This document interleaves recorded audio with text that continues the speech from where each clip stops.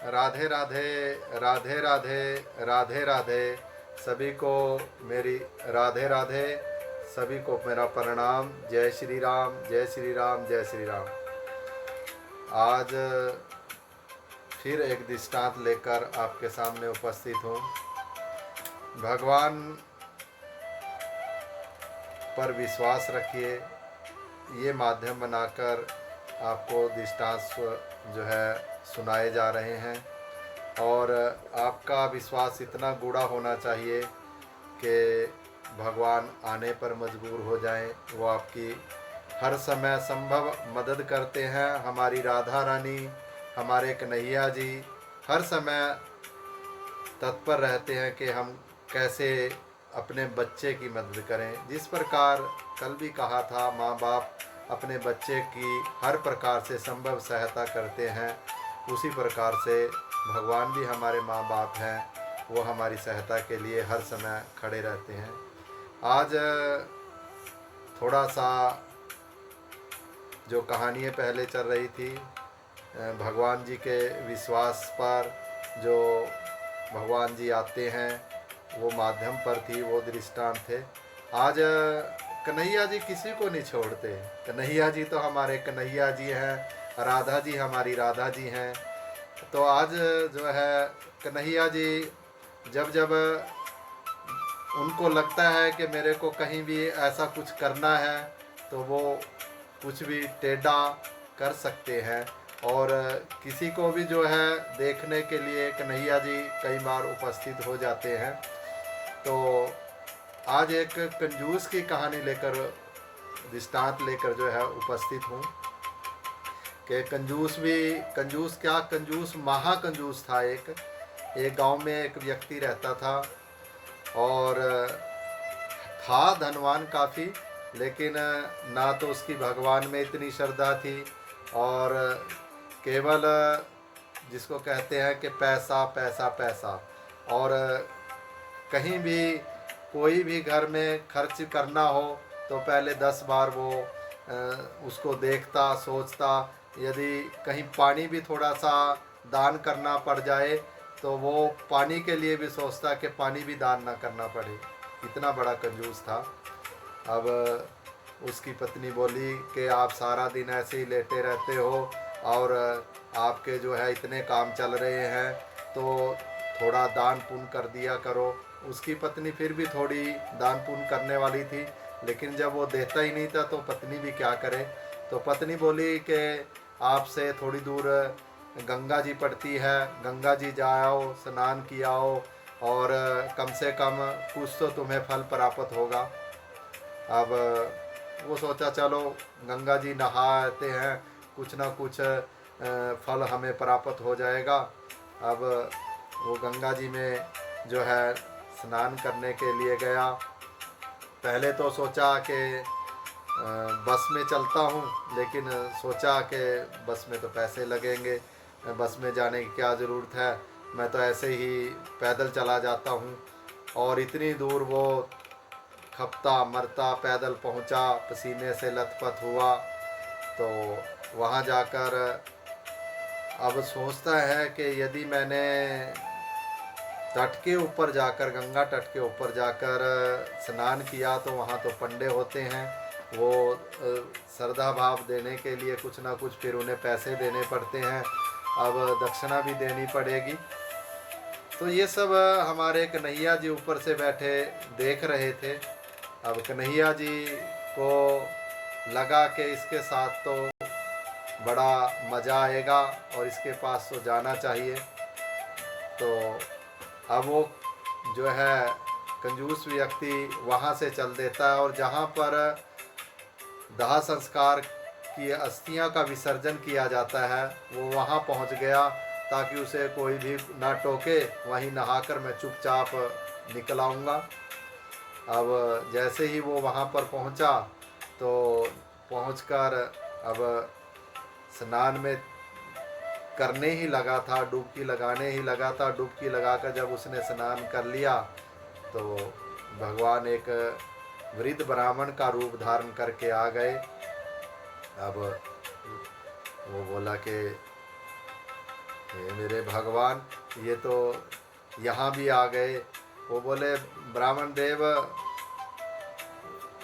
कुछ नहीं है मेरे पास, वो पहले ही बोल गया इस बारे में।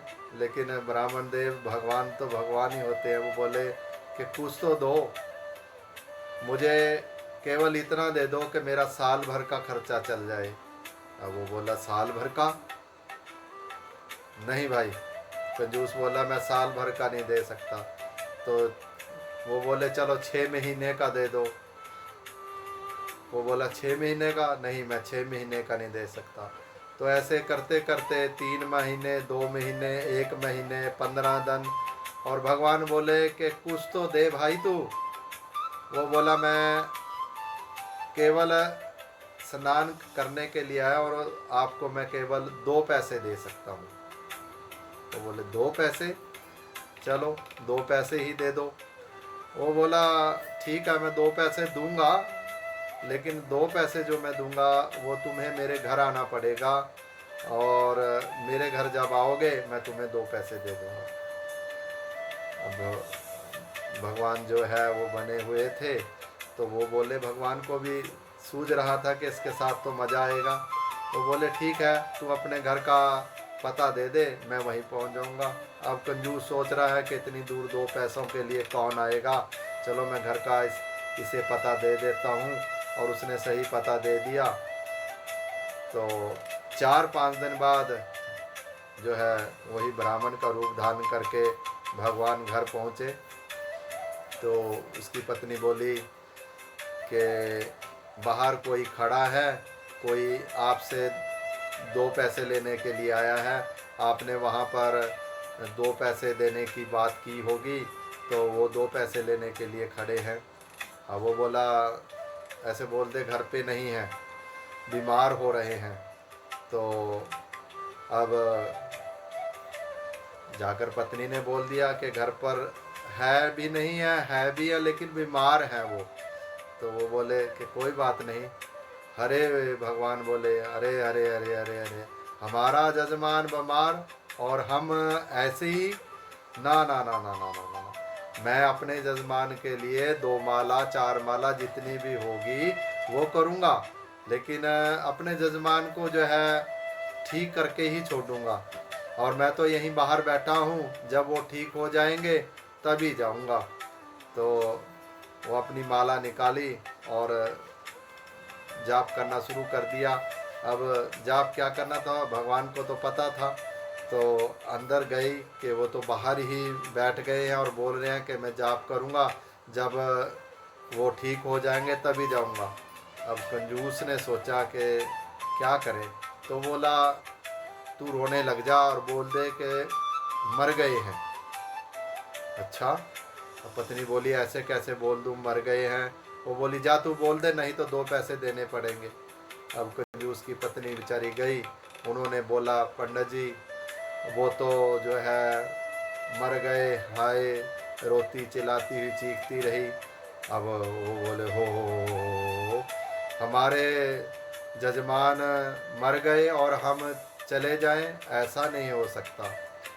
अब उसकी पत्नी से बोले कि जजमान तो मर गए हैं, मैं और गांव में भी कह के आता हूँ कि फलाना व्यक्ति मर गया। अब उन्होंने जो है बारात कि जाकर लोगों को कहा कि वो तो मर गए हैं, गुजर गए हैं। अब लोग इकट्ठा होना शुरू हो गए। वो बोले कि अब तो मैं इनकी अर्थी बंधवा कर ही जाऊंगा, ऐसे नहीं मैं जा सकता। तब वो सोचा कि अब अंदर कंजूस सोच रहा है कि थोड़ी देर में चलो अर्थी बंध जाएगी। अब रास्ते में ये सोचेगा कि ठीक है अब अर्थी तो बंध गई है, रास्ते में से चला जाएगा और मैं उठ के वापस आ जाऊंगा। लेकिन कंजूस 2 रुपये वो जो 2 है देने के लिए तैयार नहीं है। तो अब कंजूस चला पड़ा है। अब अर्थी बंधती है, अर्थी बंधने के बाद अर्थी पर लटा दिया जाता है। अब पत्नी रोती है कि ये नहीं मरे, ये नहीं मरे। तो वो कहता है, भगवान कहते हैं जो ब्राह्मण बने हुए हैं, अरे नहीं नहीं ये नहीं, कोई बात नहीं, तुम तो इनके शोक में ऐसा बोल रही है। बोल रही नहीं मरे, ये सच में नहीं मरे हैं। लोग भी कहते हैं कि ये तो गम के अंदर पागल हो रही है, उसको दूर बिठाते हैं।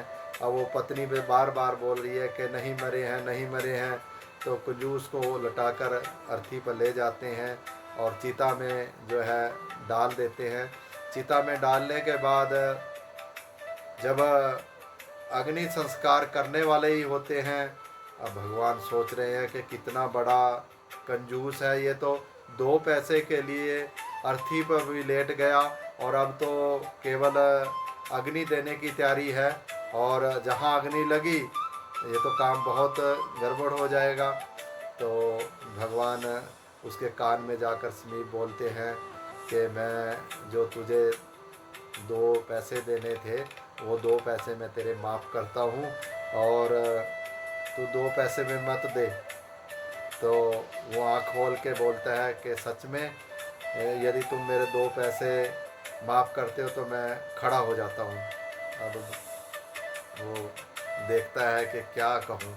अब तो 2 पैसे जैसे ही माफ़ करता है तो वो खड़ा हो जाता है और लोग भाग उठते हैं कि भूत आ गया, भूत आ गया, भूत आ गया, भूत आ गया, भूत आ गया। तो ऐसे ऐसे कान्हा जी जो है कोतलावक्ष करके चले जाते हैं। ऐसे ऐसे भी कंजूस पड़े हैं कि क्या कहें। अब 2 पैसे के लिए वो अर्थी पर लेटने तक के लिए तैयार हो गया। तो अपने जीवन में कंजूसी वहीं तक ठीक है जहाँ तक उचित है। इसलिए नए दृष्टांत के साथ आपके सामने फिर हाजिर होऊंगा। तब तक के लिए राधे राधे, राधे राधे, राधे राधे।